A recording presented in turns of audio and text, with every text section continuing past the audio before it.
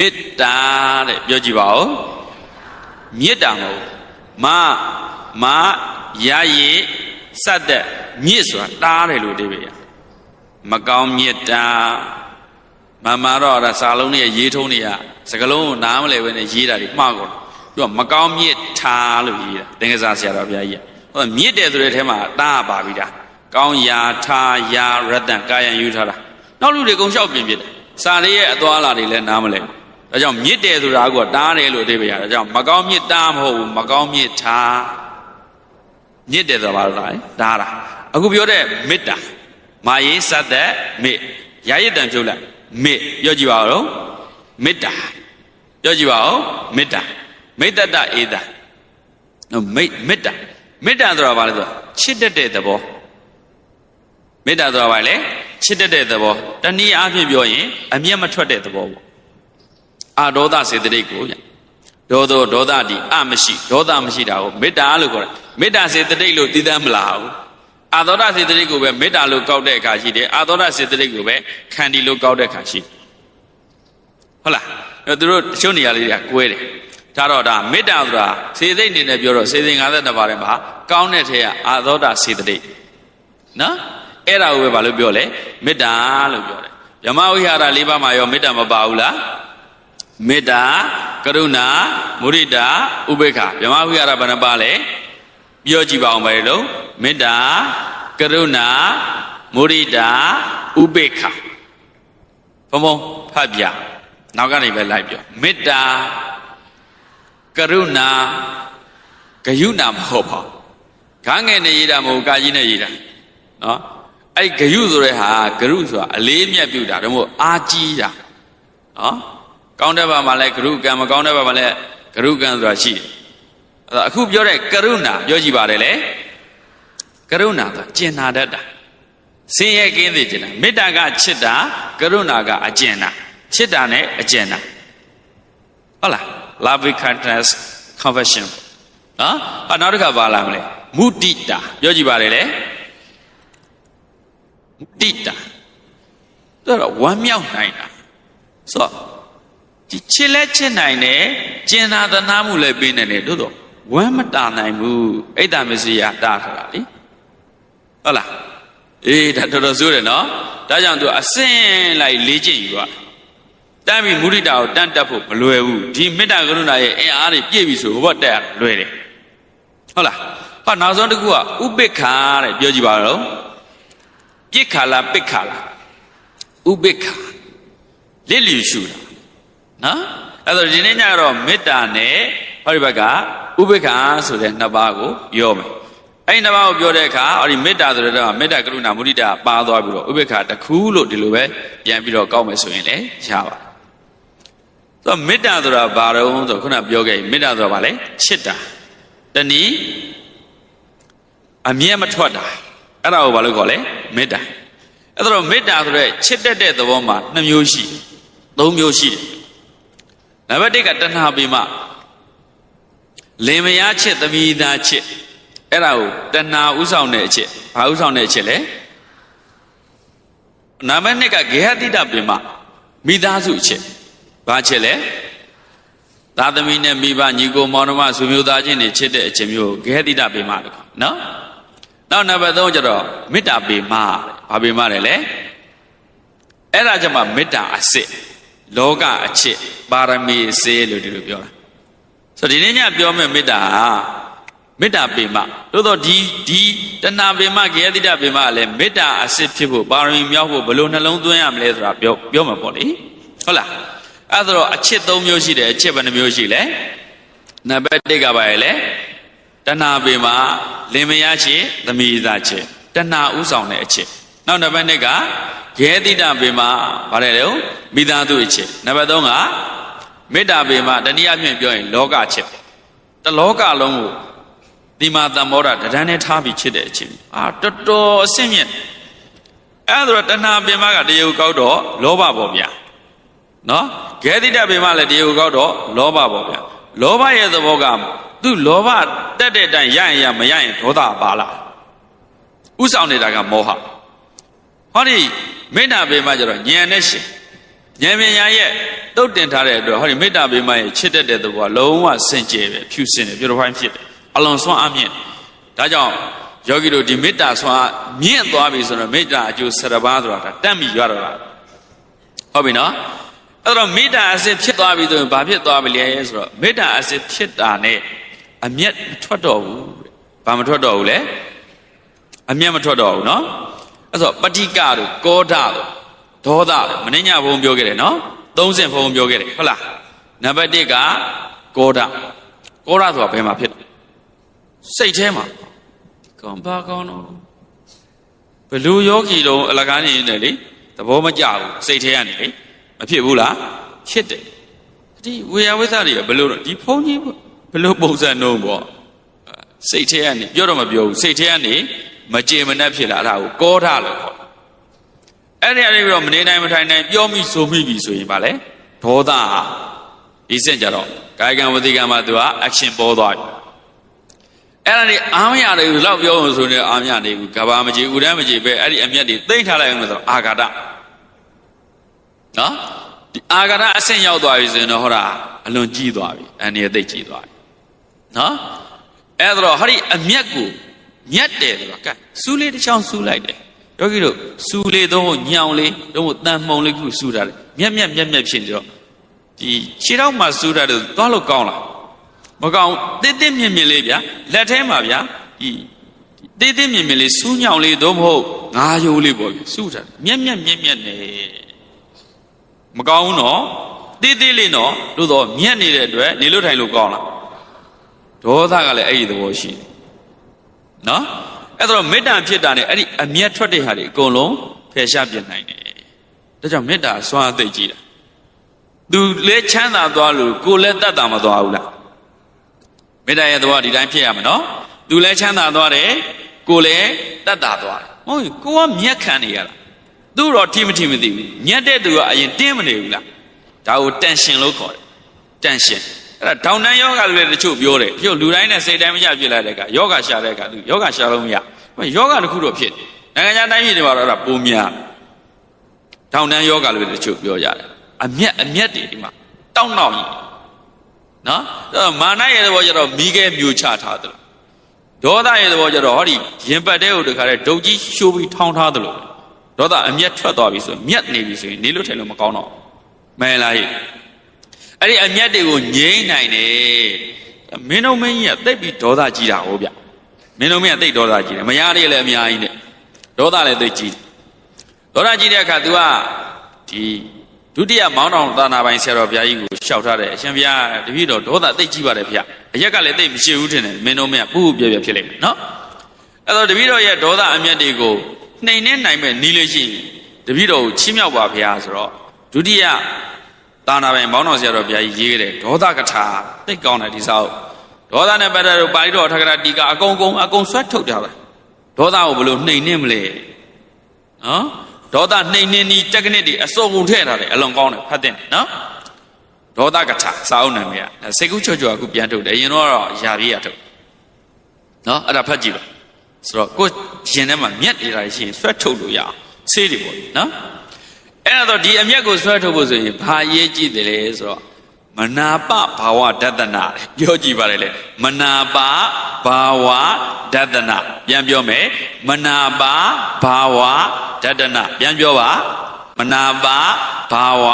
ဒသနာโอเคမနာပဘာဝနာဒသနာကိုခဏထားအမနာပပြောကြည့်ပါလေအမနာပဆိုတာဘယ်လိုလဲ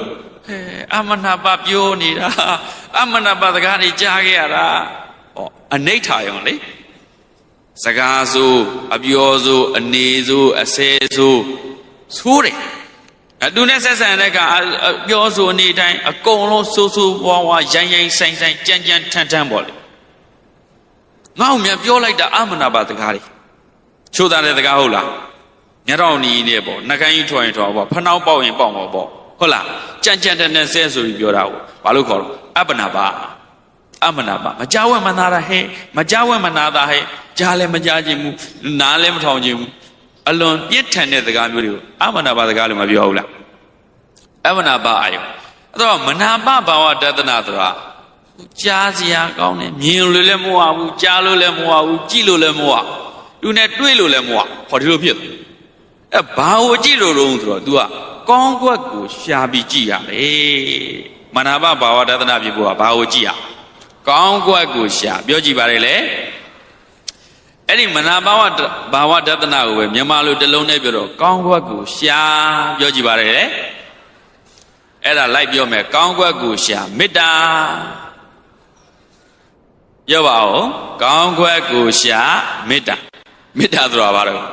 ကောင်းကွက်ကိုရှာတာ focus ပြတ်ဖို့လိုတယ်ဟာဒီလူအပြောဆိုးလာပြီလားအပြောတာဆိုးတာပါသူကအလုတ်ကြကြိုးစားတယ်ဗျနော်တို့နိဗ္ဗာန်အဖွဲ့မှာပဲဖြစ်ဖြစ်တို့နော်ဒီမျိုးနယ်မှာပဲဖြစ်ဖြစ်ပေါ့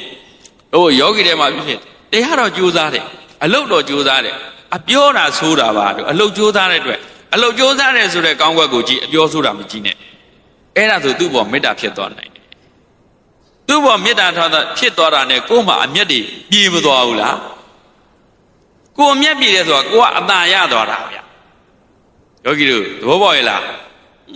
တေးတင်လုံးကြီးတင်နေလာကြတာဟုတ်လားနော်ကြက်ကောင်းစိတ်မခံဆိုတာလေမပြောကြဘူးလားအဲ့ဒါဒေါသအာဃာတတို့ရဲ့နမိတ်တွေနော်ကောင်းတဲ့နမိတ်လားယုံညံ့တဲ့နမိတ်လားအမျက်ကမရှိဘူးအမျက်မထန်တိခံအမျက်မရှိဘူးဟောဒီပုဂ္ဂိုလ်သိပြီးတော့အမျက်မရှိတာပဲအမျက်မရှိသူလည်းမမျက်ဘူးသူနဲ့သက်သက်နဲ့သူလည်းအမျက်တွေမရှိတော့နှစ်ဖက်အလုံးပြေလဲဆိုတာငြိမ်းချမ်းသွားဘယ်တော့ကောင်းလဲစဉ်းစားကြည့်နော်အခုမေတ္တာအကြောင်းယောဂီတို့စဉ်းစားနေတာဘုံတူတူစဉ်းစားနေတာနော်ဘယ်တော့စိတ်ထဲမှာအေးချမ်းစဉ်းစားကြည့်နော်မေတ္တာအကြောင်းစဉ်းစားနေတာနဲ့ကိုမေတ္တာရဲ့တတိယပြတယ်ပြီဩအမျက်မရှိတဲ့ကောင်းတာပဲမှန်လားဟဲ့အပြောဆိုးတယ်အလုတ်ကောင်းတယ်အဲ့ဒီအလုတ်ကောင်းတဲ့ဟာကိုကွက်ကြည့်အပြောတာဆိုးတာပါအလုတ်ကြကောင်းတယ်အလုတ်ကောင်းတဲ့အတွက်သူ့ကိုမေတ္တာထားရမယ်ကြံပါပါသေးချမ်းသာပါသေးဟုတ်လားဒီစိတ်တွေနော်ဒီကအလုတ်ကြတော့မလုတ်ပါဘူးလက်ကြောမတင်းပါဘူးလက်ကြောတာမတင်းပါစကားပြောတော့ချိုးတာတယ်ဗျရင်ကြီးတယ်ဗျမင်္ဂလာပါဘာညာနဲ့နော်ရင်ကြီးကြီးရှိတယ်အဲ့ဒါဆိုတော့နှုတ်ကောင်းတာလေးကိုကြည့်ပြီးတော့သူ့ကိုချစ်ပေးလိုက်ပါမေတ္တာထားလိုက်ပါဟုတ်လားသဘောပေါက်ရဲ့လားလက်ကတော့ကိုယ်ကဖြစ်ရင်ဖြစ်နေမှာပေါ့လုံးပုံကိုင်းပြီးတော့ကောင်းညမကောင်းမှာပေါ့ဘာကောင်းလဲနှုတ်ကောင်းတယ်နှုတ်ကောင်းမျိုးတော့ပြည်ဆိုးလက်ကောင်းတော့ကျွံမျိုးတွေရနော်နှုတ်ကောင်းတော့တဲ့တမ္ပတတွေဘယင်းနေသလားနှုတ်နဲ့အုပ်ချုပ်ရတာဟုတ်ဗျဒီနှုတ်ကောင်းတဲ့လေ့ကျင့်ကိုလေ့ကျင့်ရဟုတ်လားသူပါတိတသယာဝါဒဆိုမင်္ဂလာတို့မှလေးလိုပြောတာနော်ဒါတော့အဲ့နှုတ်ကောင်းတာနဲ့သူကလွှမ်းမိုးသွားတယ် influence ဖြစ်သွားinfluence ဖြစ်တဲ့သူပတ်ဝန်းကျင်မှာလည်းဒီခါလေးမေတ္တာတက်တရပြီးတော့ကောင်းသွားနော်ဒါကြောင့်လက်မကောင်းဘူးလှုပ်ပုံကိုင်းပုံနေပုံတိုင်းပုံမကောင်းဘူးဘာကောင်းအပြောဆိုကောင်းတယ်ယဉ်ကျေးတယ်အဲ့ဒါကိုကြည့်ပြီးတော့မေတ္တာထားလိုက်ပါတယ်နှုတ်လည်းမကောင်းပါဘူးလက်လည်းမကောင်းဘူးစိတ်တော့ကောင်းတယ်ဘာကောင်းလဲအလုံးမကောင်းဘူးအပြောဆိုပေမဲ့လေစိတ်ကလေးကတော့ကောင်းရှာတယ်ဩဘာကောင်းတော့စိတ်ကောင်းတယ်ယူတယ်ယူသားတယ်အဲ့ယူသားတဲ့ကောင်းတဲ့စိတ်ကောင်းလေးကိုကြည့်ပြီးတော့သူ့ကိုချစ်လိုက်ပါမေတ္တာထားလိုက်ပါကိုကမြတ်သွားတာလားရှုံးသွားတာလားအမျက်တွေထွက်သွားတာနော်ခုနရပင်းနဲ့မြက်တာနော်အဲ့ဒီမြက်တာဒီထဲမှာမြက်တက်ဖြစ်နေအခုအမျက်ထွက်တာရရနဲ့တတ်တက်ပြီးတော့အမျက်တွေထွက်ဟုတ်မြက်တွေတော့အကျိုးစီးပွားတွေဖြစ်ထွန်းသွားဒါကြောင့်မေတ္တာဆိုတာသူစီရောက်တာမရောက်တာခဏထားကိုယ့်ရင်ထဲမှာအေးချမ်းသွားတာကအရင်ဆုံးဒါသိချတယ်မေတ္တာဖြစ်ဖြစ်ဆိုဒါနဲ့သာမှန်ရလားဟဲ့အခုကြည့်လိုက်လေအဲ့လိုကြည့်တဲ့မနာဘာဝတဒနာနဲ့ကြည့်လိုက်တော့မုန်းစရာပုဂ္ဂိုလ်ရှိသေးလားမြန်မာပြည်မှာလားနော်အဲ့လိုမျိုးတာဖြစ်ကြတယ်ဆိုမြန်မာပြည်ဒီကနေ့ခေတ်လို့အခြေအနေသိုးရမှာအဲ့တော့ယောဂီတို့ဘုံဘုံတို့လည်းအမျက်ထွက်တဲ့ထဲမှာပါတယ်ဒေါသအာဃာတတွေပါတယ်မပါဘူးလားပါတော့အကုန်လုံးအတူတူခမ်းမနေရဘူးလားခမ်းမှာပေါ့အဲ့တော့ဘုံဘုံတို့သိတဲ့သူတွေကသပြီးတော့အမျက်မသူသိုးလည်းမထားနဲ့သိမ့်လည်းမထားနဲ့အမျက်လည်းမထွက်တင်နဲ့နော်ရရဖြစ်တဲ့အမျက်တရားတွေရအောင်ကြိုးစားဖို့လိုလားမလိုဘူးလားဒါကြောင့်ရှေးသူတော်ကောင်းကြီးကမိမိကိုယ်ကိုနိုင်ရင်တတိထားအများကိုနိုင်ရင်မေတ္တာထားပြောကြည့်ပါလေမိမိကိုယ်ကိုနိုင်ရင်တတိထား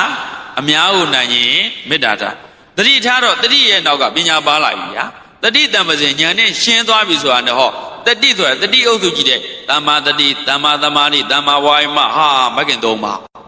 ပညာအုပ်စုကြည့်လိုက်တော့တမ္မာဒိဋ္ဌိတမ္မာသင်္ကပ္ပမဂ္ဂင်၅ပါးမဂ္ဂင်၅ပါးအလုံးလုံးနေတာဝိပဿနာလုပ်ငန်းတင်တန်းလို့ဒါမဂ္ဂယာနာပေါ့ဗျာဘလောက်ကောင်းလဲနော်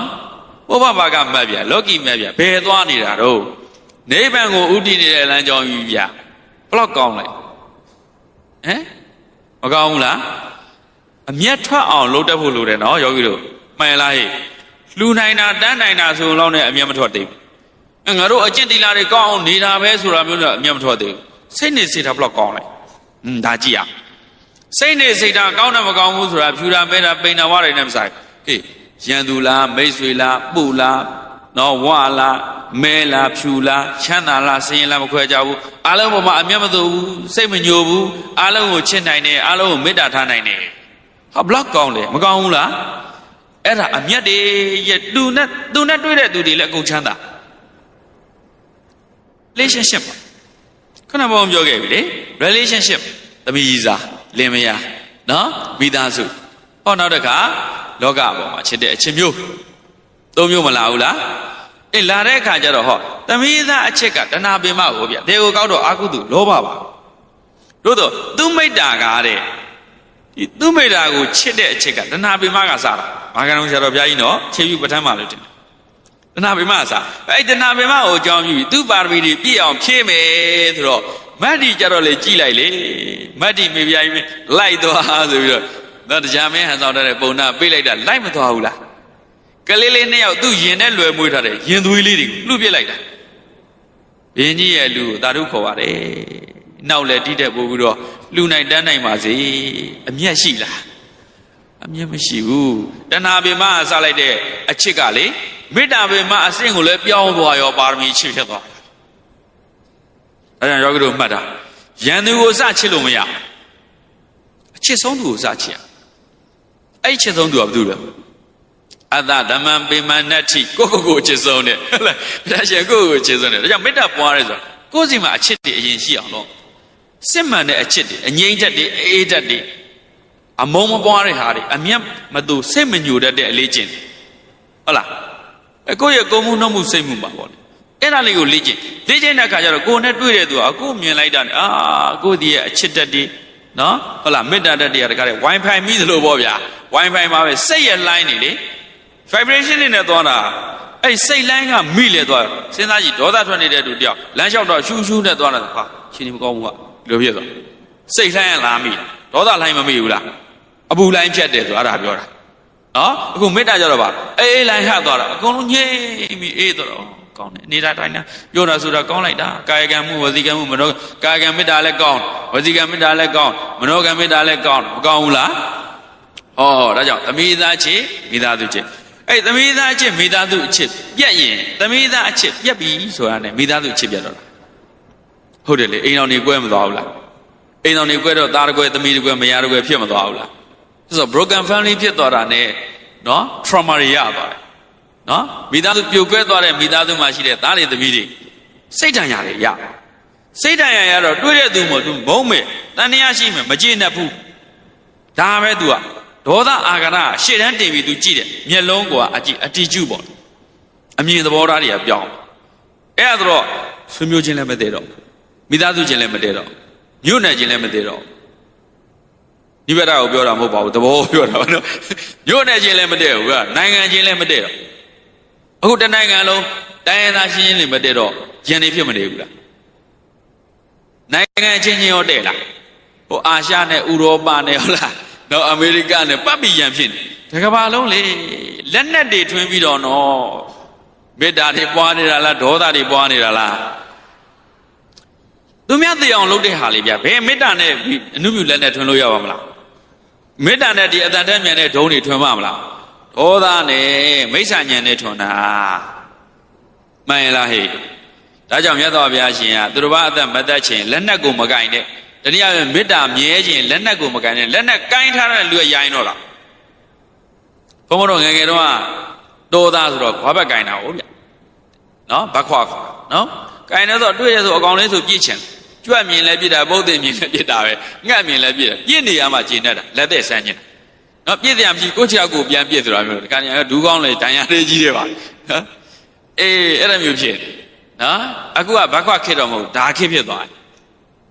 နော်ဟိုဘက်ခွခေတ်တော့ဒူးကောင်းပါညာညိုယုံပုတ်ရုံပဲဒါခေတ်ကျတော့သိရောကဲတနိုင်ငံလုံးဒုက္ခတွေများမနေဘူးလားမေတ္တာတွေပွားနေတာလားဒေါသတွေပွားနေတာလားမေတ္တာတွေနဲ့ပြန်ပြီးတော့အင်အားကောင်းအောင်လုပ်ရင်လက်နဲ့တွေကုန်ပြုတ်သွားတယ်ဟုတ်လားဒါကြောင့်အဲ့ဒီထဲမှာဘုံဘုံတို့တာဝန်မရှိဘူးလားဒါဘယ်သူတာဝန်ရှိသုံးလဲငါတာဝန်ရှိသုံးပဲငါတာဝန်ရှိသုံးပဲနော်မိမိကိုယ်ကိုချစ်တဲ့အချစ်သမီးသားအချစ်လင်မယားအချစ်ကနေပြီးတော့အိမ်တော်သူအချစ်အိမ်တော်သူမြဲသည်တိခံတယောက်နဲ့တယောက်ဟုတ်လားဘယ်တယောက်နဲ့တယောက်ကိုယ်စိတ်နဲ့ကိုယ်တော်မနဲ့မတည့်တာဗျာသူများစိတ်နဲ့ပေါင်းတတ်တဲ့အမြဲတမ်းဘယ်အစဉ်ပြေပါမလဲပြေပါမလားတိခံလိုက်တော့ခန္တီပါရမီမြောက်သွားရော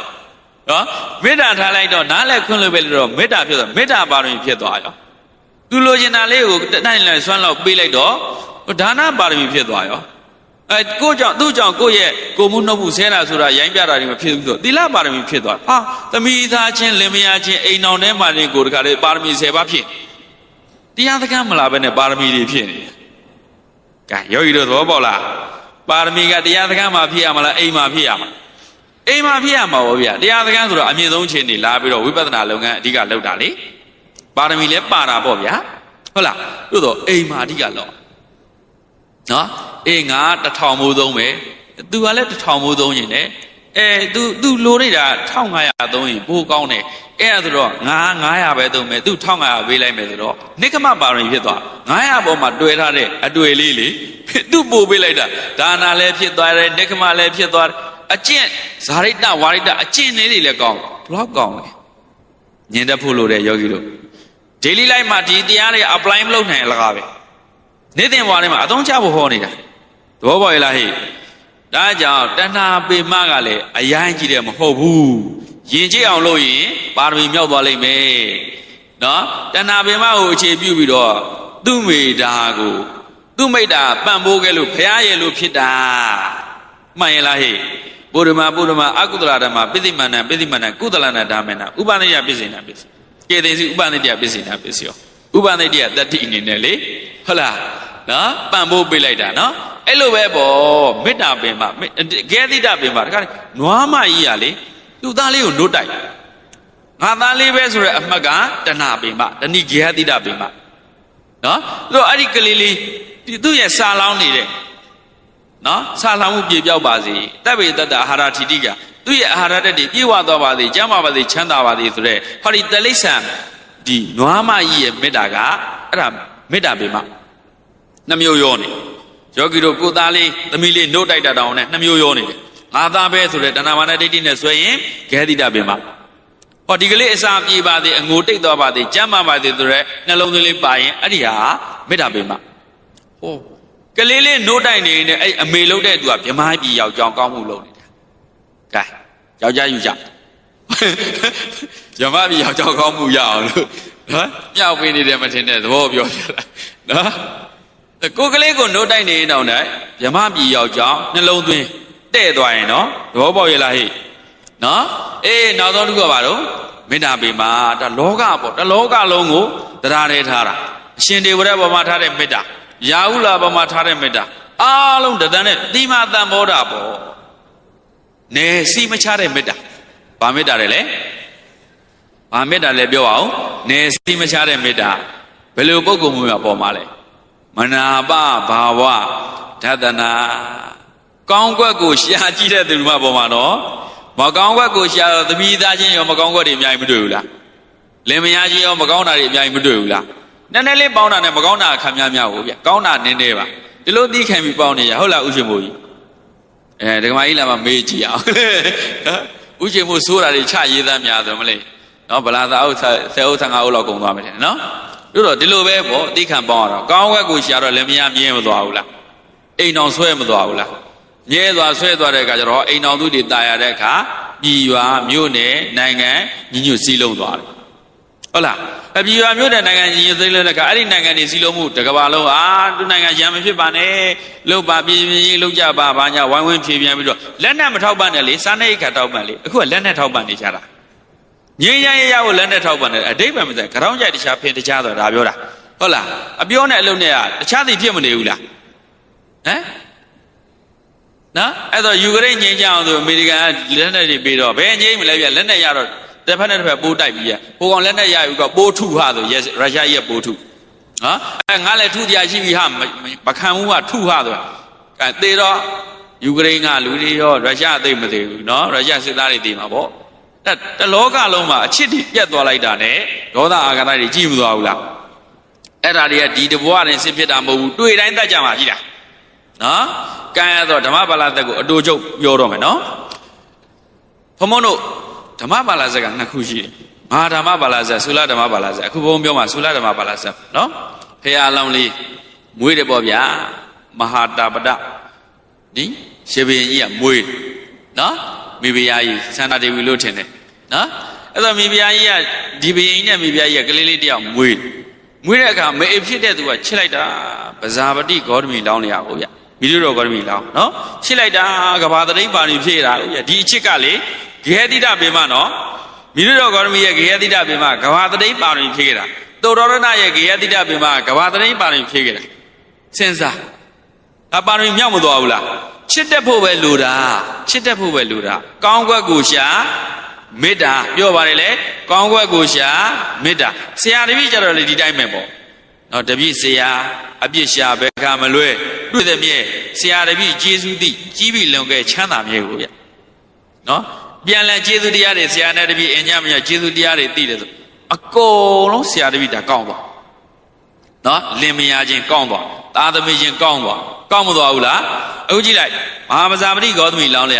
မအိပ်ဖြစ်လာရဲ့ကလေးလေးကိုချစ်လိုက်တာဒီကလေးလေးကိုလင်းလင်းမြန်မြန်ကြီးကိုကြီးကျယ်တယ်နော်ကြီးထွားစေတယ်အဲ့လိုလေကလေးလေးကိုရေမိုးချိုးတန့်စင်ပေးတယ်ခုနှစ်လသားလောက်လိရှိလာတဲ့အခါကျတော့ခုနပြောတဲ့ရှင်မင်းကြီးရောက်လာတဲ့အခါကျတော့ကလေးလေးရေချိုးပြီးတဏ္ဍကပန်းမှန်မအေးကိုယ်တိုင်းလိမ့်မိတာချစ်လွန်းနေတော့နော်အဲ့လိုဖြစ်နေတဲ့အချိန်ကျတော့ရှင်မင်းကြီးလာတော့မြင်လိုက်တယ်ဩဒါသူသားလေးပြုစုနေတာပဲနော်ရှင်မင်းကြီးလည်းသူ့ရဲ့ရင်သွေးလေးပဲလေနော်အဲ့ဒါသူနားလဲမှာပါဆိုပြီးတော့ရှင်မင်းကြီးကိုခီးကျူပြုဖို့နှုတ်ဆက်ဖို့အာယုံမဆိုင်ဘူးဒီကလေးကိုပဲပွေ့ချီပြီးတော့တယုတရရှိနေတဲ့အခြေအနေပေါ့လေအဲ့ဒါနဲ့ရှင်မင်းကြီးရှူကနေတိုင်းကနေပြန်လှည့်သွားဘယ်သူကလှည့်ခိုင်းတာဒေါသလှည့်ခိုင်းတာဘယ်သူကလှည့်ခိုင်းတာရှင်မင်းကြီးလှည့်တော့ခင်ဗျားတို့ပြောမှလားဒီကပြောနေပြီလေရှင်မင်းကြီးဘယ်သူကလှည့်ခိုင်းတာတော့ဆိုရှင်မင်းကြီးကလှည့်ခိုင်းတာပရိသတ်သမုပ္ပါကတရားဟောရင်ကိုလဲနေလေနော်ရှင်မင်းကြီးကိုဘယ်သူကလှည့်ခိုင်းတာဒေါသလှည့်ခိုင်းတာအမနာပလှည့်ခိုင်းတာလေမနာပကိုမမြင်တော့ဟုတ်လားလှည့်ခိုင်းလိုက်တဲ့ကဘယင်းဒီခါမိဖုရားရဲ့သိလားရှင်မင်းကြီးချင်းနေမကောင်းဘူးရာသေးဦးတို့ချင်းနေမကောင်းဘူးဟောငါသားလေးတော့ဘယ်လိုများရန်ရှာမလဲပေါ့ရိုက်မြန်ရိုက်မလားနှက်မြန်နှက်မလားဆိုအဲ့ကလေးလေးကိုရင်မမှာပွေတော့တခါလေတယုတရနဲ့ငိုးနေတော့တာမိဖုရားကြီးကရှင်မင်းကြီးကနန်းတော်ပြန်ရောက်သူရာသားပလင်လဲဟေးအာနာဘုဂတာတွေလာသဟာဘာလို့အောင်မလဲဘယင်းကြီးအေဟိုမှာကိုကလေးသွားနော်ဟိုခွေးသားလေးပေါ့ဘယ်သူကမွေးတာဆဲမှာထင်ပါတယ်ဟိုခွေးသားလေးသွားခေါ်ကြီးနော်သွားခေါ်ကြီးဆိုတော့ခေါ်တယ်ခေါ်တော့မိဖုရားကြီးကမပေးနိုင်ဘူးလေနော်မပေးနိုင်တဲ့ကကြောတွေပါတွေခါတဲ့စောင့်တွန်းပြီးတော့ရိုက်ပုတ်ပြီးတော့ခေါ်လာတော့ဘရင်ရှိရောက်ပြင်ကြကြီးချင်းနော်ဘာလို့အောင်မတော့ဟာမင်းဘာလို့အောင်မလဲပစိန်ထက်တွေးထားတဲ့ပစိန်ယူခဲ့ခုတ်လက်နှစ်ဖက်သားရင်ဗျဘာရင်တော့သားရင်ကိုဘာဖြတ်ခိုင်းတော့ခုနှစ်လသားလေးရှိသေးတယ်တစ်နှစ်တောင်မပြည့်ချသေးဘူးသားရင်လက်နှစ်ဖက်ဖြတ်ဆိုတော့ဖြတ်တာပဲခုတ်တာပဲဟိုအာနာဘဂတာတွေကခုတ်တော့အဲ့ကလေးလေးကလည်းသီးခံနေတယ်အဲ့လိုတစ်ချက်မငိုဘူးတဲ့တော့မသွားဘူးတဲ့အပြုံးပြတ်မသွားဘူးတဲ့ဖျားလောင်းလေးကခန္တီသီးခံပြီးတော့မေတ္တာတွေပွားနေတာတဲ့ဖျားလောင်းလေးအထုံဘလောက်ကောင်းလိုက်လေဗျညာတို့ကျို့တို့ဆိုငိုချက်မကြံဘူးကဘာကြီးတောင်ပြတ်သွားမလားအောင်ပြဟုတ်လားစူးစူးတာတောင်ငိုလုံးလို့ရှိတာဟုတ်ဗျဥပပစိန်နဲ့လက်နှစ်ဖက်ဖြတ်လိုက်တယ်နော်အဲ့ဒါတော့မိဖုရားကြီးကနောက်ကတန်းလိုက်လာတာမလုပ်ပါနဲ့တော့ဒီခါမိဖုရားကြီးရဲ့အချစ်ကြောင့်ဒီရင်သားနေပြီးတော့ရင်သွေးနှွေးတွေကိုဗျမ်းဗျမ်းကြကလေးလေးပေါ်ချစ်တဲ့အချစ်သိကြောင့်လေတတ်ခံရတော့မှဆိုတာနဲ့တခါလဲသူကလေးပေါ်မှာတအားကိုဖြစ်တယ်ဒါကြောင့်ရင်သွေးတယ်ဒီနီသွေးနေတဲ့သွေးကလေတားကိုချစ်တဲ့စိတ်နဲ့ဖြူအောင်ပြောင်းသွားတာဟုတ်ဗျဟုတ်လားဘလောက်ဆွမ်းလဲအံ့ဩစရာကောင်းလားမကောင်းဘူးလားရုပ်နော်ပဂတိရုပ်တွေနော်ပြောင်းသွားတာနော် ဟုတ်လားမေတ္တာရဲ့အစွမ်းကြောင့်ဘာရဲ့အစွမ်းကြောင့်နော်မေတ္တာရဲ့အစွမ်းကြောင့်ပြောင်းသွားတာအဲ့လောက်ဒီစွမ်းရှိနော်အဲ့ဒါတော့အဲ့ဒါနဲ့ဟိုဒီကလေးလေးလက်နှစ်ဖက်ပြတ်နေတဲ့ကလေးလေးကရှင်မင်းကြီးကိုပြန်ပြီးတော့မြားလဲလည်းမပြတ်နိုင်ပါဘူးဓာတ်နဲ့လည်းမကုန်နိုင်ဘူးတနက်နဲ့လည်းမလုံနိုင်တော့ပါဘူးဒီကလေးလေးကိုသူပဲပြုစုလုပ်ကြပါမယ်ရှင်မင်းဒီလောက်နဲ့တော့ကျင်တတ်ပါတော့ဆိုမရဘူးခြေထောက်နှာခေါင်းဖြတ်ဘဲနေဖြတ်ပေါင်ရင်နေဖြတ်ချလိုက်ဟာခုတ်ချလိုက်နှစ်ချောင်းလုံးငုတ်တို့လေးပဲကြံတော့ဒီရင်ဘက်ပိုင်းလေးပဲနော်မေအေလုံးတဲ့သူဝန်ခံသားကြည့်ပါမေအေလုံးတဲ့သူနေရာလဲဝန်ခံသားကြည့်ကိုကလေးကိုအပိုင်းပိုင်းတုံးနေတာမသိသေးချဘူးနော်တေဝိဒတုံးတာတော့ထားတော့ဗျာအရှင်ကြီးကိုရှင်လက်ကြီးအပိုင်းပိုင်းတုံးနေတာကလေးလေးကလည်းမငိုချအောင်ငိုရင်မအေပူခံသားမှာဆိုလို့လားမသိဒီကလေးလည်းလိမ်မာလိုက်တဲ့ကလေးတက်ခံကောင်းတာဟုတ်ဗျညင်ကောင်းတာဟုတ်မှန်လားဟဲ့နော်အဲ့ဒါတော့ကလေးလေးလည်းမငိုဘူးတော့မသွားဘူးခန္ဒီမေတ္တာခန္ဒီနဲ့သိခံပြီးတော့မေတ္တာမပြတ်ဘူးတဲ့မေတ္တာပြတ်ရလားဒါကြောင့်မင်းညာဘုံပြောခဲ့ပြီနော်အဲ့ဒါတော့မေတ္တာပွားတဲ့အခါမှာနံပါတ်1ကိုရဲ့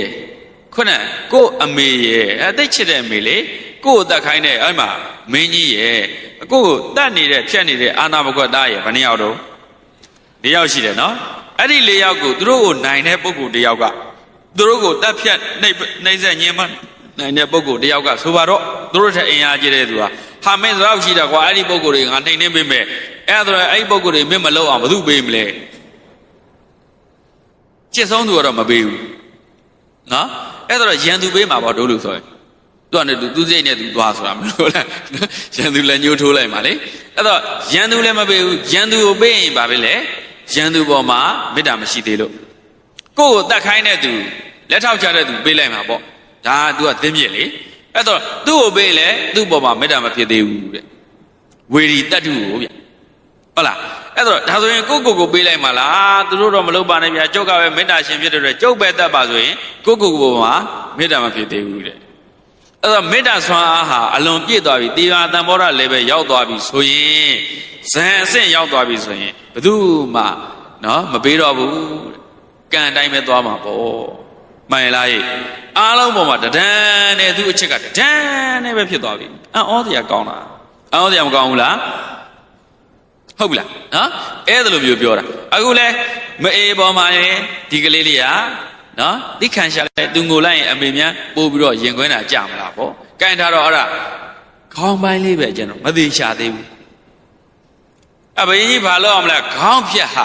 ခေါင်းဖြတ်ခိုင်းတယ်တာရင်လက်ဖြတ်ခြေဖြတ်ခေါင်းဖြတ်တကယ်ဖြစ်ခဲ့တာတော့ဘုရားကိုယ်တိုင်ပြန်ဟောတာသူဒီလိုခံခဲ့ရ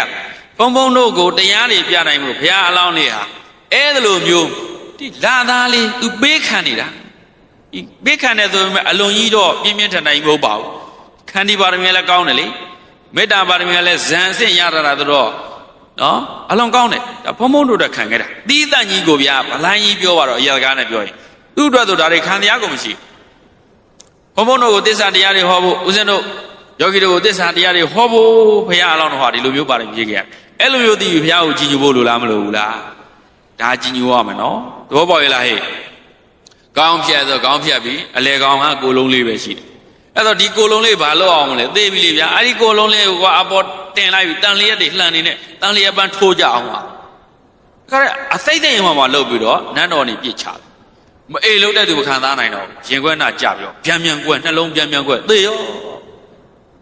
နော်တာကိုချစ်တဲ့သောနဲ့တိတ်ချတာဘူးဗျဖအေးလို့တဲ့သူကတာကိုမုန်းတဲ့သောနဲ့ခုနသုလဓမ္မဘာသာမင်းသားလေးအသားဟာမြေကြီးကိုနန်းတော်ကနေပြစ်ချလိုက်လို့မြေကြီးကျတယ်ဆိုတဲ့ပြန်မဟာဗုဒ္ဓမြေကြီးကဟတ်တက်ကွဲပြီးတော့မဟာတာပနော်မဟာတာပဒမင်းကလည်းဘာဖြစ်လဲငရဲဝီသိငရဲကျသွားရောရွှေခွက်လေးလူတဲ့ရန်ညိုဒေဝဇကကြည့်ရင်တော့ရန်သူမဟုတ်ဘူးအဲ့တော့ဒီ၅ကမ္ဘာအတွင်းမှာဖြစ်ခဲ့တဲ့ဖြစ်စဉ်၅ကမ္ဘာအတွင်းမှာဖြစ်ခဲ့တဲ့ဖြစ်စဉ်ဟိုအဝေးကြီးရမဟုတ်ဘူးနော်အဲ့ဒါဆိုတော့ဒေါသအာဂတရဲ့သဘောကသားပေါ်လည်းဖြစ်တယ်သမီးပေါ်လည်းဖြစ်တယ်ဇနီးပေါ်လည်းဖြစ်တယ်မယားပေါ်လည်းဖြစ်တယ်တပည့်ပေါ်လည်းဖြစ်တယ်ဆရာပေါ်လည်းဖြစ်တယ်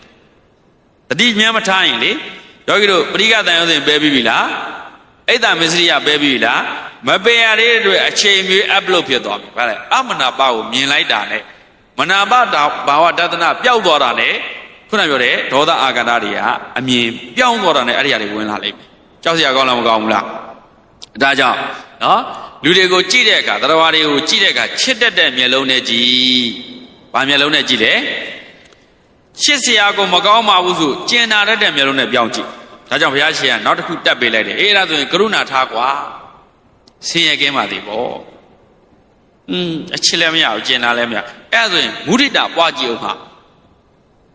နော်သူတို့ရဲ့ကြီးပွားသွားတဲ့တိုးတက်သွားတဲ့အခြေအနေကောင်းတွေကိုတိုးတက်ပါသေးနော်ယထာလတ္တတံပရိတောမာဝိကေသန္တိပေါ့လေယာဝိဒစင်ဥစ္စာစီတိုးတက်ပါသေးအည်ချင်းတွေတိုးပါသေးအမြဲတမ်းတိုးနေပါသေးရော့မသွားပါစေနဲ့ဟုတ်လားနော် competitive join ပေါ့လေ joyful feeling ပေါ့နော်အေးအဲ့ဒါမျိုးခါတဲ့မုဒိတာတွေပွားမုဒိတာတွေပွားမေတ္တာလည်းထားနိုင်တယ်ကရုဏာလည်းပွားနိုင်တယ်နော်မုဒိတာလည်းပွားနိုင်တယ်သို့သောအဲ့ဒီဟာဆွမ်းအားမပြည့်သေးဘူး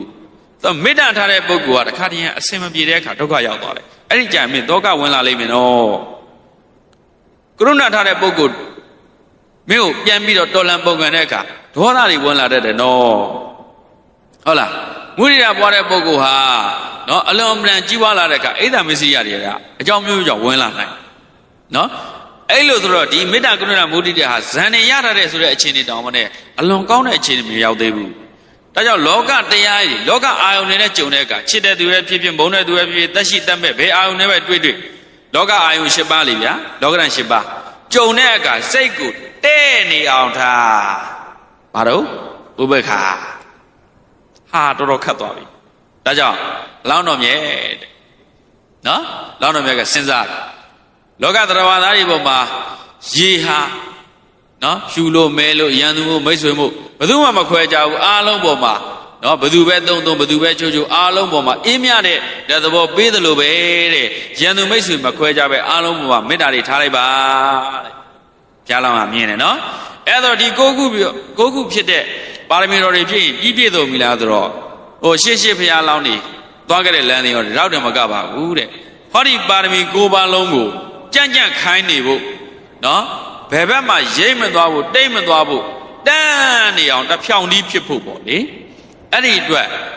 ချမ်းသာစင်းရဲပေါ်မှာလစ်လျူရှုတဲ့ဥပေက္ခပါရမီကိုဆက်ဖြစ်ပါတဲ့ဘာပါရမီကိုဆက်ဖြစ်ပါလဲမြေကြီးဟာသူ့ပေါ်မှာရိုးကြတဲ့ကျင်းကြီးကျင်ငယ်တွေတွေနှက်တွေမစင်ကြီးကြီးတွေကြတော့လဲပဲအဲ့ဒီမြေကြီးကမတုံ့လို့ခါသူ့ပေါ်မှာပန်းပေါက်တွေအမွေနဲ့ဓာတ်တွေရွှေတွေငွေတွေနဲ့ဘလောက်ပဲပူဇော်ပြစ်ချနေတော့ပဲဟောဒီမြေကြီးဟာမသာရဘူးဒါကြောင့်အဲ့ဒီမြေကြီးကသူ့ပေါ်ကြလာတဲ့အစိုးကောင်းအာယုန်တွေပေါ်မှာမတုံမလို့ကြံ့ခံနိုင်တကယ်တော့လစ်လျူရှုနိုင်တကယ်တော့ခုနခန္တီတော့ကလည်းဒီမြေကြီးနဲ့ဥပမာပေးခဲ့ရနော်ခန္တီတော့ကဘာပြောရလဲသီးခံတယ်ကောင်းတဲ့အာယုန်မကောင်းတဲ့အာယုန်တွေပေါ်သူဘလို့ပဲပြစ်ချအဲ့ဒီမြေကြီးသီးခံတယ်လို့ပဲမြေကြီးကသီးခံတယ်လို့ပဲဒါခန္တီတော့အခုဥပေက္ခကြတော့သူ့ပေါ်မှာအကောင်အဆိုးအာယုန်တွေဘလို့ပဲကြဟောဒီမြေကြီးဟာလစ်လူရှုနိုင်တယ်လို့ပဲတော့ပိုးဆင့်မြတ်သွားဒါကြောင့်ကျေးဇူးတော်ရှင်လေဒီဆရာတော်ဘုရားကြီးကဥဒ္ဓမဗုဒ္ဓဒေပတိမှာခန္တီယာအမိနဲ့တူတယ်ဥပေက္ခဟာအဖနဲ့တူတယ်နိက္ခမဟာသမားတော်နဲ့တူတယ်နော်အမေဖတို့ကနေမွေးပြီးတော့ပြုစုဆောင်ရှောက်လာတဲ့ကလေးဟာနော်ကျမ်းမာရေးချမ်းသာရေးဖြစ်ဖို့အနာရောဂါကင်းရှင်းဖို့သမားတော်ရဲ့ဆောင်ရှောက်မှုပါမရအဲကြောင့်ကျန်တဲ့ပါရမီတွေအကုန်လုံးဟောဒီသုံးပါးကနေပြီးတော့ဥဆောင်ဥရပြုပြီးတော့ဆောင်ရှောက်မှအဲ့ဒီပါရမီဆိုတဲ့တစည်းတစ်လုံးနဲ့ဖြစ်သွားတစည်းတစ်လုံးနဲ့ဖြစ်လို့အင်အားပြည့်သွားပြီဆိုတာနဲ့ဘုရားဖြစ်ရည်မှန်းထားတဲ့ပုဂ္ဂိုလ်ကဥပပရမတ္ထပါရမီအပြား30ပြည့်တော့ဘုရားဖြစ်ရောနော်ပိဋကဗုဒ္ဓဖြစ်ရည်ရွယ်ထားတဲ့ပုဂ္ဂိုလ်ကမူလဥပ2ပါးနဲ့ပါရမီအပြား20ပြည့်သွားတာနဲ့ပိဋကဗုဒ္ဓဖြစ်သွားရောနော်အက္ခသဝကမဟာသဝကရည်မှန်းထားတဲ့ပုဂ္ဂိုလ်တွေကတော့နော်မူလပါရမီကိုပဲအရင်ချင်းပြည့်အောင်နိဗ္ဗာန်ကိုရည်တမ်းပြီးတော့အားထုတ်လိုက်တဲ့ဆိုရင်အဲ့ဒီပါရမီ10ပါးအရင်ချင်းပြည့်သွားတာနဲ့အဲ့ဒီဘဝမှာပဲအင်အားဖြစ်လာပြီးတော့နော်သက်ဆိုင်ရာအက္ခသဝကမဟာသဝကပဂရိသဝကဘောဓိစုတွေပြည့်သွားလိမ့်မယ်ပါရမီ10ပါးအပြား30ပေါ့ဘုရားလောင်းကြတော့ဒီလိုဖြစ်ရနော်အဲ့တော့ဥပေက္ခပါရမီတက်ပတ်သက်ပြီးတော့ဒီချိန်ခွန်ဟာဒီဘက်လည်းမယိမ့်နဲ့ဒီဘက်လည်းမယိမ့်နဲ့တဲ့နေတယ်ချိန်ခွန်ရှာလေတဲ့မဲ့ရှိတယ်ကဲစဉ်းစားချိန်ခွန်ရှာတဲ့နေတယ်ဆိုရင်ရောင်းသူဘက်ကလည်းကျင်တတ်တယ်ဝယ်သူဘက်ကလည်းကျင်တတ်တယ်အဲ့ဒီအခြေအနေရှိမှကံအဲ့ဒါဆိုရင်ဘယ်လောက်တော့ပြချိန်မယ်များတယ်လို့လာတာဟုတ်ဗျရောင်းသူဘက်က သာတိရနေတယ်ဝေသူဘက်ကသာတိရနေတယ်ဆိုရင်နော်အဆင်ပြေလားမပြေဘူးအများလက်ခံနိုင်လားလက်မခံနိုင်နော်အဲကြောင့်ဥပေက္ခသေးတဲ့သဘောကအကောင်းဘက်လည်းအာယုံညွှတ်ကြမသွားနဲ့တာရမသွားနဲ့အဆိုးဘက်ကြလည်းစိတ်ပြက်စိတ်တက်ကြပြီးပင်မမနေစေနဲ့ချင်းခွန်ရှာလို့ပဲတဲ့နေအောင်စိတ်ကိုထားအော်ဆရာကောင်းတာဘယ်လွယ်မလဲဗျလွယ်လားဥပေက္ခဘယ်နှစ်ဖက်ပေါ်မှာရိပ်မတော်တာ equanimity equal ဖြစ်တယ်ညီမြချင်းလေးလို့တန်းဟုတ်လားအဲ့ဒီအချိန်ကိုပြောတာလစ်လူရှုတယ်ဘယ်ပေါ်မှာလစ်လူရှုတာနော်တရားဝါတွေထိုတရားဝါတွေရဲ့ပြုလို့အားထုတ်တဲ့အလုပ်တွေပေါ်မှာနော်ဒါလေးကနည်းနည်းသဘောပေါက်ဖို့လိုတယ်အခုဘုန်းဘုန်းတို့ဘာဝနာနဲ့အခုဒီပါရမီဘာကွာလဲတူတယ်ဆိုတဲ့ရေးတဲ့ကျမ်းတွေလည်းရှိတယ်ကွဲတယ်နည်းနည်းလေးတော့သဘောတရားကွဲတယ်ဆိုပြီးတော့ရေးတဲ့ကျမ်းတွေလည်းရှိတယ်ဩဓမဝိဒကျမ်းမှာဒေဒီရှာတော်ဘုရားကြီးကဒီဥပေက္ခဘာဝနာနဲ့ဥပေက္ခပါရမီယောဂီတို့ရှုံးမသွားနဲ့ယမဆို၄ပါးမှာဥပေက္ခဘာဝနာဆိုတော့မပါဘူးလားမေတ္တာကရုဏာမုဒိတာဥပေက္ခဘာဝနာဆိုမပါဘူးလားတတမစ္ဆတတစေတသိက်လေဒီစေတသိက်ကတန်းနေအောင်စိတ်တွေဟိုဘက်ဒီဘက်ရိမ့်ရအာကုသိုလ်စိတ်ဘက်ကိုလည်းရိမ့်သွားအောင်အာကုသိုလ်စေတသိက်တွေလှုပ်မလာအောင်ကုသိုလ်စေတသိက်တွေလှုပ်မလာအောင်တန်းနေအောင်ထားနိုင်တယ်စေတသိက်မျိုးတတမစ္ဆတတစေတသိက်နော်အဲ့ဒါတော့ဒီမှာဘာဝနာအခန်းတော့ကတော့ဗာလဲတရားတွေဆင်းရဲတဲ့တရားပဲဖြစ်ဖြစ်ချမ်းသာတဲ့တရားပဲဖြစ်ဖြစ်ယဉ်နေတဲ့တရားပဲဖြစ်ဖြစ်မယဉ်နေတဲ့တရားပဲဖြစ်ဖြစ်ယံသူပဲဖြစ်ဖြစ်မိတ်ဆွေပဲဖြစ်ဖြစ်သားသမီးပဲဖြစ်ဖြစ်ယံသူပဲဖြစ်ဖြစ်ဘာဖြစ်တယ်လဲနော်သူ့ရဲ့အကောင်ဆုံးအာအုံနေနဲ့ကြုံတဲ့အခါသားသမီးကြတော့ဘာဖြစ်သွားကောင်းတာတွေဝမ်းသာလိုက်တာအာကျုပ်သားဘလို့ကျုပ်သမီးကဘလို့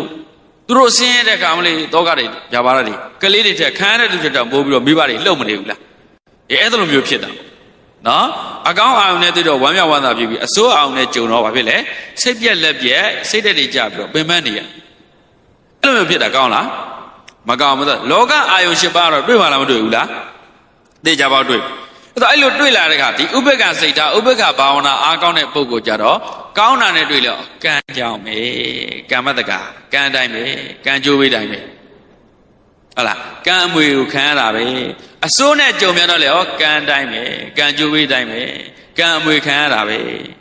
ဒါကြောင့်ဒီနေ့ကဘုန်းပြောခဲ့တယ်အဘိနတုတ်ယောဂီတို့မှတ်မိမှမထင်ပါဘူးဒါကြောင့်ဘုန်းကတုတ်တန်တွေကိုထက်မပြောဘူးဆိုတာထက်ပြောလဲယောဂီတို့ကမှတ်မိမှာမဟုတ်တာ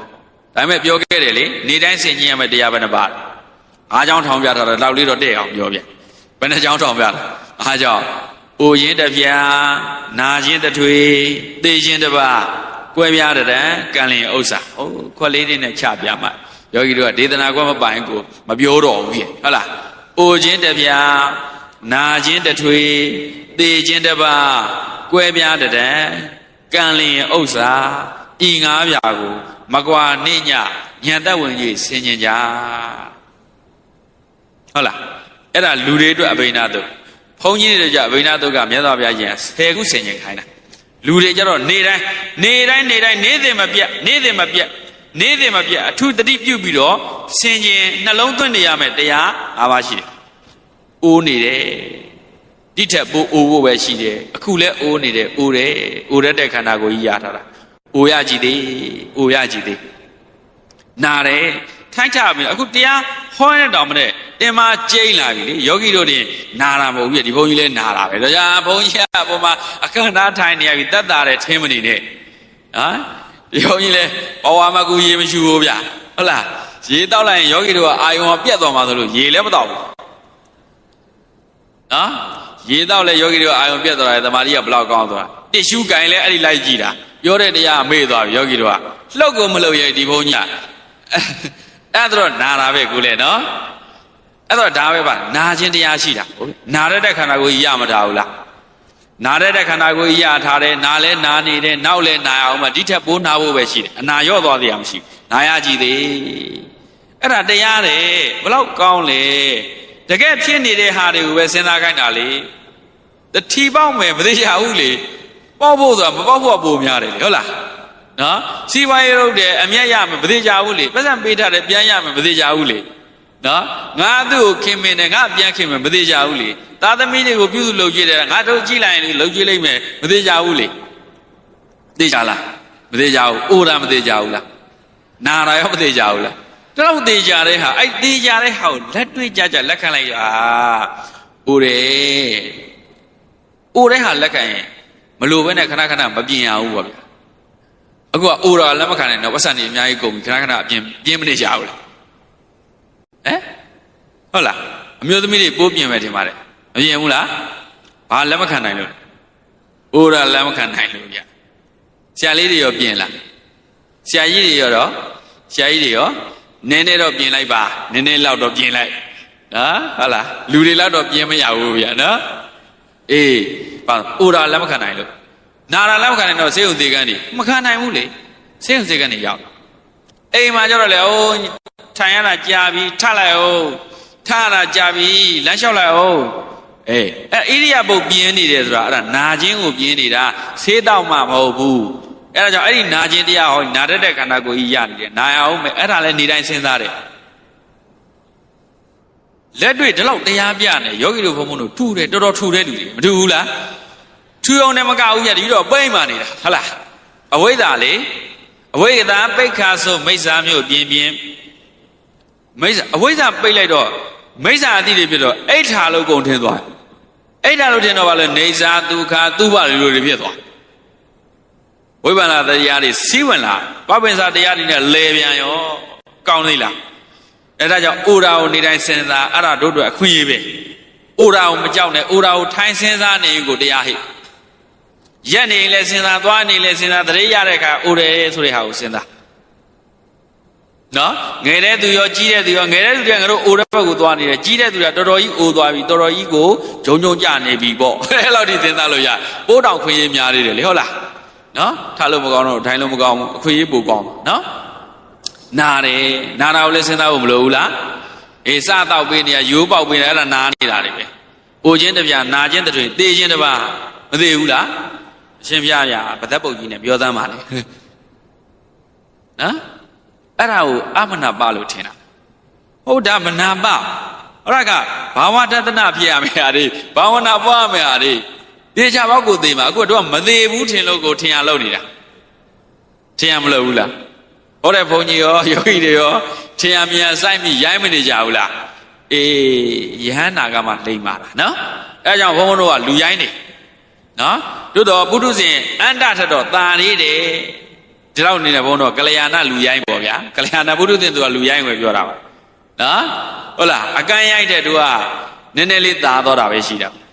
နော်အရင်ရိုင်းပေါ့ဗျာရိုင်းတော့ရိုင်းမရှိသေးတယ်ဟုတ်လားနော်အဲ့ဒါဒါတွေကိုနေတိုင်းစဉ်းစားမှစဉ်းစားပြလားတော်တော်ရိုင်းတဲ့သူတွေလို့ပြောရင်မနာနဲ့နော်အိုခြင်းတပြားနာခြင်းတွေသိခြင်းတစ်ပါးကွဲပြားတဲ့နာနာဘောဝိနာဘောဘုရားရှင်အာနန္ဒာနေတိုင်းစဉ်းစားတော့ဘုရားသူပြိဋိဘံပြုမှာလေအဲ့ဒါကြောင့်မကြမကြအာနန္ဒာငိုမှာသို့လို့အဲ့လာတာကြိုးတာမပြောခဲ့ရင်တော့အရှင်အာနန္ဒာတခါတည်းရင်မြန်းကွဲမလာအောင်မြဲနာနာဘောဝိနာဘောအညထာဘောဒီကွဲရမယ်ရှင်ကွဲရမယ်ဘဝချပြီးကွဲရမယ်ကွဲရမှာတော့သိကြတယ်ကွဲခြင်း၃မျိုးလေတေကွယ်ရှင်ကွယ်ဘဝတစ်ပါးချပြီးတော့ကွဲသွားပြီဟုတ်လားအဲ့ဒီကွဲပြားတတ်တဲ့သဘောတွေဟာဘဝခန္ဓာရလာရင်တခြားရလာလို့လားခန္ဓာရလာလို့လားခန္ဓာရဲ့တရုပ်ကိုထုတ်လိုက်တော့ကောင်းတာလားဆိုးတာလားဟဲ့ဆိုးတာဖြစ်တဲ့အတွက်ဗာသစ္စာအလိုလိုရတာလားအကြောင်းတွေရှိခဲ့လို့လားအကြောင်းကသမုဒိယအဲ့သမုဒိယဒုက္ခတွေရဲ့ငြိမ်းသွားတဲ့និရောဓမှာချမ်းသာအစစ်အဲ့ချမ်းသာအစစ်လို့ချင်းဒါကိုနေတိုင်းစဉ်းစားမှန်ရလားအပေးထားချက်တွေနော်ဒီလောကကြီးဘဝကြီးရလာတာအကုန်အဆိုးကြည့်တယ်မဟုတ်ဘူးလူဖြစ်တယ်ဆိုတာကုသိုလ်ကံကြောင့်ကုသလဝိဘတ်ကြောင့်ကုသိုလ်ကံအကျိုးပေးကြောင့်လူဖြစ်တာအဲ့ဒီလူထဲမှာမြမကြီးမှလာဖြစ်တာဟာမြမကြီးမှလူဖြစ်တာဆိုးတာလို့ပြောတာမဟုတ်ဘူးအခုလိုအခြေအနေဆိုးတွေကလည်းငါတို့ကိုတရားပြအခြေအနေကောင်းပြီးတော့အကုန်မေ့နေတဲ့သူတွေကိုအခြေအနေဆိုးတွေကဒီလိုနော်ဝိပဿနာတရား၄ပါးဆိုတာအားဒါဟေးလို့ပြအဲ့ဒါတရားပဲယောဂီတို့ဘုန်းတို့မပြုတ်ဘဲနဲ့ရခဲ့တာလားပြုတ်ခဲ့လို့ကိုရခဲ့တာအလိုလိုရတာဟုတ်ရဲ့လားပြုတ်တဲ့ပုဂ္ဂိုလ်ရှိလားအပြုတ်ကံပုဂ္ဂိုလ်ရှိလားခုလဲနေလို့ရှိသေးတယ်ခုလဲနေလို့ရှိသေးတယ်ဟလားကမ္မတာကာရကောနတ္ထိဝိပါကသသဝေရကောသုဒ္ဓဓမ္မဝတ္တန်တိဧဝတံသမ္မဒတနံရှင်မဘုရားကအထာရဆရာတော်ကြီးကလေ ကံကိုပြုခဲ့တဲ့သူမရှိဘူးကြည့်လိုက်လေအဝိဇ္ဇာသင်္ခါရဆိုဘယ်လိုပုဂ္ဂိုလ်တော်ဆိုပါလားယောက်ျားမိန်းမလားနတ်လားပြမလားတရားလားဖရာလားဘာတွေတော့ဓမ္မတွေပဲလေပြုခဲ့တာကဓမ္မအကျိုးပေးတဲ့ခန္ဓာကြီးဝိညာဉ်နာယုတ်သာလယနာဖတ်တာဝေဒနာရှာတန်းဒီထဲမှာယောက်ျားမိန်းမပုဂ္ဂိုလ်တော်တွေ့လားဘာတွေတွေ့တော့ပြုတာကလည်းဓမ္မရဲ့အကျိုးဆက်ရလာတာကလည်းဓမ္မချင်းဆက်ပြီးတော့ဖြစ်ပြနေကြတာပဲရှိတယ်။ဟောဓမ္မသဘာဝတွေပဲလို့သိလိုက်တာဧဝိတံတမ္မဒသနာနဲ့အဲ့ဒါဗုဒ္ဓဘာသာရဲ့စင်ကြယ်တဲ့အမြင်နဲ့အဲ့ဒီအမြင်ရအောင်ခုတရားထိုင်ခဲ့ရအထုတ်ခိုင်းတယ်အဲ့ဒီအမြင်ရပြီလားမရတရားပါဗျာရတယ်လို့မရတယ်လို့ပါဗျာရသေးသလားမရသေးလားမသိပါဘူးဗျာဒီမှာကိုလဲနေတော့ရှိတယ်ဟုတ်လားစဝိုင်းနဲ့ကတော့ထွက်ချင်ပြီလားထွက်ချင်နေဘူးထွက်ချင်တဲ့ရုပ်ကိုမပေါက်ဘူးလဲတဲ့ရုပ်လဲတဲ့ပူတဲ့ရုပ်တွေပါလေဟုတ်လားလူရှုပ်လူရုပ်ဆိုတာမလို့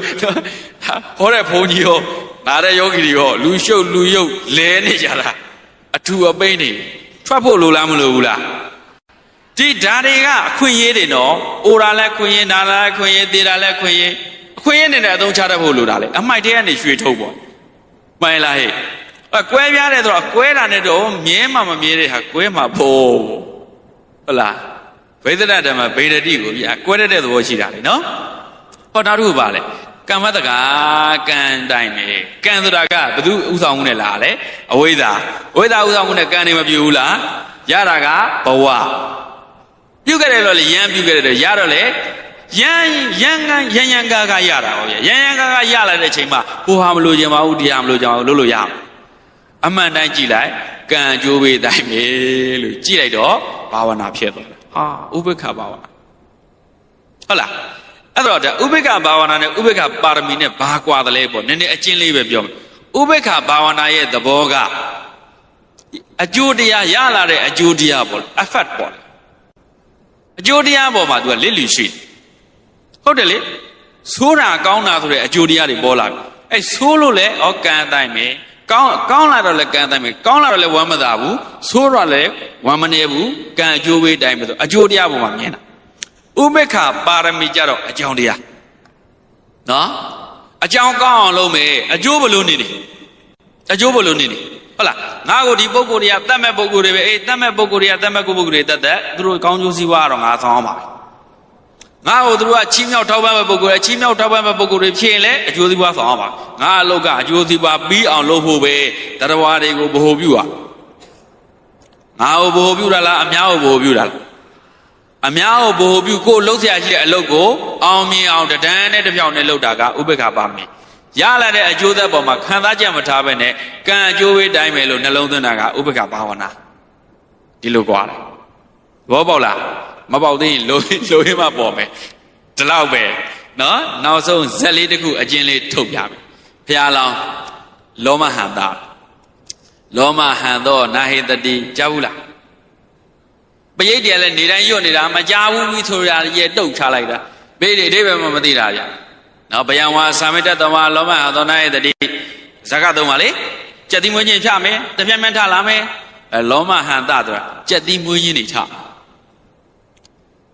ရှေ့ကမဟာထက်မဟာလောမဟာဒါမှလည်းလက်ခမောင်းခက်လောက်အောင်ကြက်တိမွေးခြင်းတွေအံ့ဩစရာကောင်းလိုက်တာ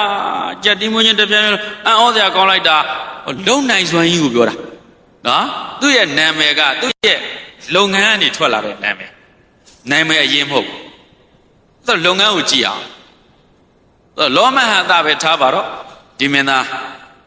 လူချမ်းသာတအားချမ်းသာဆွေတွေမျိုးသက်ချမ်းသာပညာလည်းတက်လိုက်တာမိဘတွေကသားနော်ဒီကနေ့ပညာတက်ဘွဲရ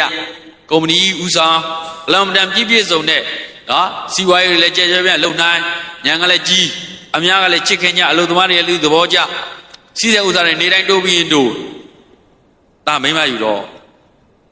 ယူသေးပါဦးမရတာငယ်ပါလေးတွေအဖေတွေမိတွေလှုပ်ကြွေးခြင်းပါလေးတွေတာမိမယူတော့အမေတို့သူတို့နဲ့မတည့်ရင်ဘယ်နဲ့လုပ်မလဲမယူသေးပါအကြောင်းမျိုးမျိုးပြပြီးတော့မိမမယူသူစိတ်ထဲမှာကဒီဘဝမှာငါဒီဥပိ္ပခပါရမီကိုအမြင့်ဆုံးရအောင်ဖြည့်မယ်ဆိုတဲ့စိတ်ဆန္ဒရှိနေဒါသူ့ရဲ့ရည်မှန်းချက် ambition ပေါ့မိမယူဖို့မဟုတ်ဘူးစီးတဲ့ဥစ္စာတွေခံစားဖို့မဟုတ်ဘူးရလာတဲ့ပညာအစွမ်းနေတဲ့လူတွေပေါ်မှာမောက်မာဖို့လွှမ်းမိုးဖို့မဟုတ်ဘူးနိုင်ငံကောင်းသားမလုပ်ဘူးတမ္မတာမလုပ်ဘူးဘယင်မလုပ်ဘူးတထေးမလုပ်ဘူးဘာလို့မှဥ ဥပေက္ခပါရမီဖြည့်ဒီလိုမျိုးသူရည်မှန်းတယ်ရည်မှန်းထားတဲ့အတိုင်းပဲဒီနေ့ကျတော့မိဘတွေလည်းစိုးပြီးတော့သူခွင့်ရရပြီမိဘတွေမရှိတဲ့အခါကျတော့အဲ့ဒီရွှေနဲ့တူကုန်ပြစ်ထားခဲ့ရှိတဲ့အဝတ်တစ်ခါကိုတစ်ခုနဲ့ဆင်းသွားဝတ်တစ်ခါကိုတစ်ခုနဲ့ဆင်းသွားတော့ယသိဝတ်မလားယဟန်ဝတ်မလားစဉ်းစားတယ်ယသိယဟန်အနေနဲ့ဆိုရင်ဥဖုံဖုံတို့ဘလို့နေနေနော်ဘလို့နေနေဘုန်းကြီးဖြစ်တာနဲ့ယောဂီတို့မကြည်ညိုဘူးလားအခုမှဝတ်တဲ့ဘုန်းကြီးမနေ့ကဝင်းကြီးလည်းနားမလဲဘူးဟိုစာဝါလည်းနားမလဲဘာမှနားမလဲကရုံးလေးတုံးသင်္ကန်းလေးချွန်တယ်ဘုံဘုံပြဖြစ်သွားတာအရှိန်ရှိတယ်ယသိတို့ယဟန်တို့ဆိုတာအရှိန်ဝါရှိတယ်အရှိန်ဝါရဲ့နောက်မှာကြော်သောမှုထင်ရှားမှုပူဇော်ခံရမှုဆိုတာရှိတယ်ဒါကြောင့်ကြော်သောမှုထင်ရှားမှုပူဇော်ခံရမှုလာဘတက္ကရာတိလောကအဲ့ဒါတွေပါနေမှာတော့ငါဥပ္ပခဘာဝနာကဥပ္ပခပါရမီဆွမ်းအားပြည့်စုံရောက်မှာမဟုတ်ဘူးဒါကြောင့်ယသိယဟန်လည်းမဝတ်ဘူးလူအနေနဲ့ပဲတောထွက်တယ်ဒါကြောင့်တောထွက်တယ်ဆိုတာလူအနေနဲ့ထွက်လို့ရယသိဝေမှာယဟန်ဝေမှာမဟုတ်ဘူးပပစိတဆိုတဲ့နေကမအချင်းကကျင့်တဲ့ဟာလေလူအနေနဲ့လည်းသွားလို့ရပါအကုန်သားစွန့်ထားခဲ့ဖို့ဥရှိမိုးကြီးထွက်ချင်မလားမထွက်ပါဘူးဒီရုပ်ကြီးရလားကဲဟုတ်ပြီနော်လူအနေနဲ့တောထွက်သွားတယ်တောထွက်သွားတဲ့အခါကျတော့ဝတ်တဲ့ကုရုနဲ့ဘာမှမပါဘူးဘာလို့ဘာမှမပါဘူး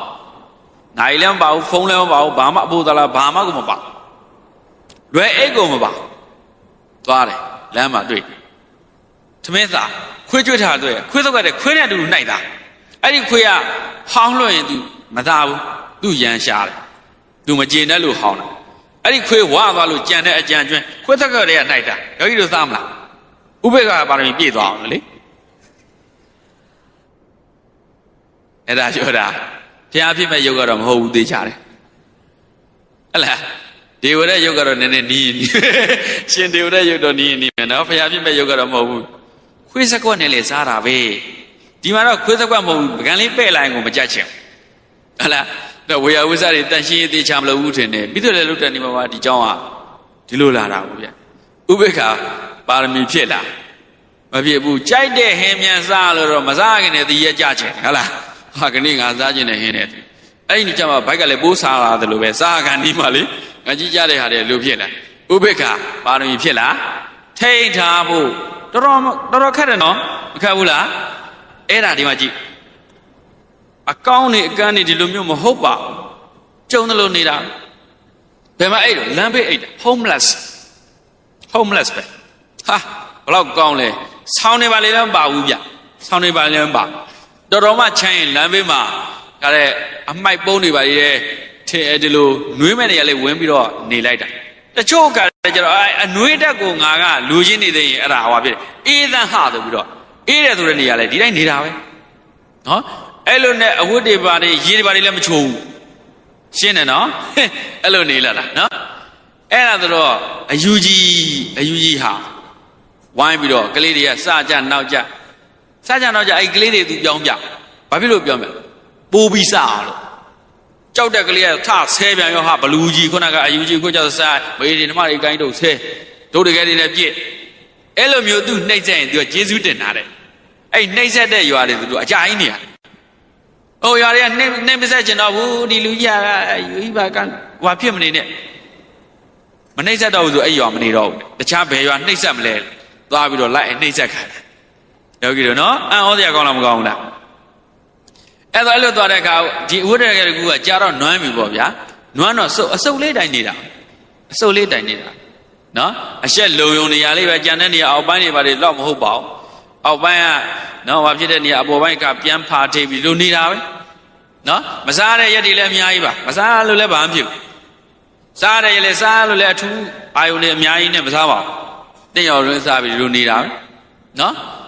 အဲ့ဒါဆိုတော့ရွာတရွာရောက်တယ်အဲ့ဒီရွာရောက်ပြီဆိုရင် तू ကဘယ်နေတော့ဆိုတင်ញိုင်းကုန်းသွားနေနော်အခုခေတ်တင်ញိုင်းကုန်းသွားနေတော့အနေများတယ်ဟုတ်လားနော်ကက်ကမကောင်းနော်အဲ့ဒါဆိုအဲ့တင်ញိုင်းကုန်းသွားနေပြီးတော့လူအယိုးတွေကိုခေါင်းခုတ်ပြီးအိတ်တယ်လူအယိုးတွေကိုခေါင်းခုတ်ပြီးနော်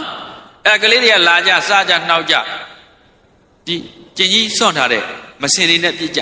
အထုပ်တွေနဲ့လေအခုမြောက်ကိုရီးယားတောင်ကိုရီးယားကိုမစင်တွေနဲ့ပြစ်နေတာနော်စစ်ပြစ်တော့မှတော်တော်ဆိုးတယ်ဟလားထားတော့အဲ့လိုအထုပ်တွေနဲ့ပြစ်ကြအရှူးနဲ့ပန်းကြနှက်တွေနဲ့ညှစ်ကြ ဇက်ပိတ်နေတာပဲဇက်ထဲဝင်သွားလဲတုတ်ပြလိုက်တာပဲစိတ်ဆိုးတဲ့ပုံစံကိုမပြဘူးအော်စရာကောင်းလိုက်တာစိတ်ဆိုးတဲ့ပုံစံဟိုစိတ်ထဲကိုဒီလိုစိတ်ဆိုးတယ်ဆိုတဲ့သဘောပါလာရင်ကိုသူက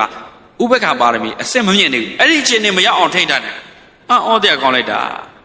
အဲ့ဒါကြောင့်လောမဟန်တာဆိုစက်တိမွေးညံထားလောက်အော်တရားကောင်းနော်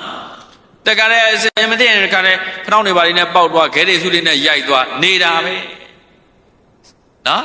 အဲ့လူတွေကောင်းတွေကိုလာပြီးတော့ခေါ်တာလေးပါလေးပြစ်ပြစ်တဲ့နေရာစားကျင်တဲ့နေရာသားရတယ်အယိုးကောင်းတဲ့ထည့်သားတာ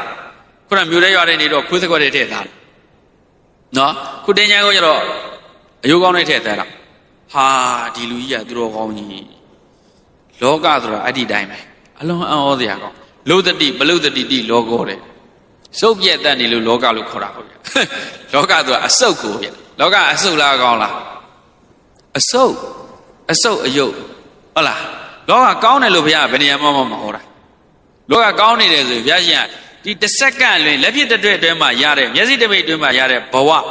ဒီလောကကောင်းတယ်ဆိုရင်ငါဘုရားသစ္စာတရားတွေဟောနေတရားမလို့တနည်းပါရမီတွေဖြည့်နေတရားကိုမလို့ဘူးတဲ့ဒီလောကအစုပ်အယုတ်ကြီးမို့လို့ထွက်စေချင်တာလုံစတိပလုစတိတိလောကောတွေကထွက်စေချင်တာလောကုတ္တရာတရားရတော့အစုပ်အယုတ်တွေကလည်းလွတ်သွားဒီအစုပ်အယုတ်တွေဓာန်ကိုလည်းခံနိုင်ရအကောင်အယောင်လေးတွေနဲ့တွေ့တဲ့အခါကျတော့အဲ့အကောင်အယောင်လေးတွေခဏလေးကြုံတဲ့အခါအဲ့အကောင်အယောင်လေးကိုမတ္တရာနဲ့တာယာလိုက်ရင်ဝိပရိနာမဒုက္ခလာလိမ့်မယ်တာယာတယ်ဆိုတာလည်းခဏလေးလေအဲ့တာယာတဲ့ကဆုံးရှုံးတော့ဝိပရိနာမဒုက္ခနှစ်ခါနာတာငကူကနာနေတာတစ်မျိုးကောင်းတဲ့ဟာလေးထိမ့်တတ်တဲ့အထိမ့်တက်လေးအဲ့ဒီအထိမ့်တက်လေးကပြတ်သွားတဲ့အခါနှစ်ခါနာမိအေးနှစ်ခါနာတယ်ဆိုတာဝိပရိနာမဒုက္ခကိုပြောတာဟုတ်လားအဲ့တော့အဲ့ဒီဓာန်တွေကိုစိတ်ကိုရိမ့်မသွားသေးနဲ့တဲ့ထားနော်ဖျားလောင်းတော့လောမဟန္တာလေးကျင့်နောက်တော့ပူဇော်ကြတာတက္ကရာပြုကြတာလောကရဲ့သဘောလေးဗျာဟောဒီပုဂ္ဂိုလ်ရဲ့တပါးကျင့်ကျင်တာထူးကြတာဟောပုဂ္ဂိုလ်ရဲ့ယဟန္တာကြီးပဲဒီပုဂ္ဂိုလ်ရဲ့ပြီး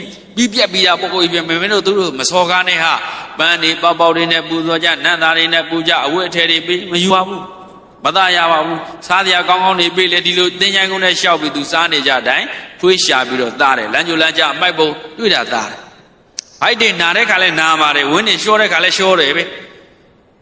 ဘာခံနိုင်မလဲဗျဒီမဂရိယုံနဲ့ဒီတော့တာတော့အဲ့ဒီတိုင်းပဲ